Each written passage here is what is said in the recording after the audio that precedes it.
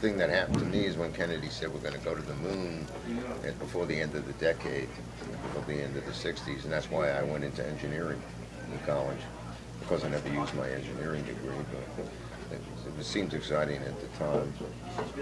Very disappointed when Richard Nixon was elected president, because I didn't like him at all. It was the Cold War, and I grew up during the Cold War, and it was a scary time sometimes, especially when the Russians put missiles in Cuba, nuclear-tipped missiles, nuclear-armed missiles, and I think everybody in this country was scared to death that the world was going to come to an end. But that ended peacefully. And you always lived with that threat of nuclear war over your shoulders. I mean, you always felt it was there. Do you feel like that threat is still What's here? that? Do you feel like that threat is still here today? No, not the same. Not the same. I grew up with it as a kid. I mean, I think I told you, when I was in elementary school in the 50s, I actually gave each kid New York dog tags, just in case we would be attacked. We would find bodies, I guess. So, you grew up with that fear, and through the Cuban Missile Crisis, it really got scary. But over the course of the next 20 some odd years, 20, 30 years, tensions between the two countries started to ease somewhat.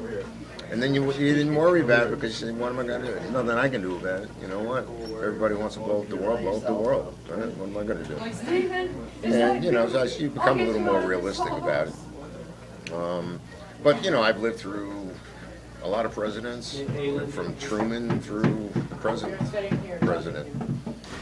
I was actually born, Franklin Roosevelt was still alive. So actually, I grew up from Roosevelt all the way through Obama. It's a lot of freaking presidents.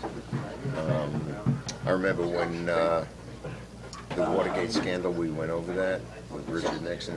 That was exciting. Watching that on television was fascinating to me. I told you I didn't like Nixon, so him getting his comeuppance felt good for me. And then when he resigned, I felt really good. So that was the 60s. It was just a good time. I was single. I worked hard and I partied hard.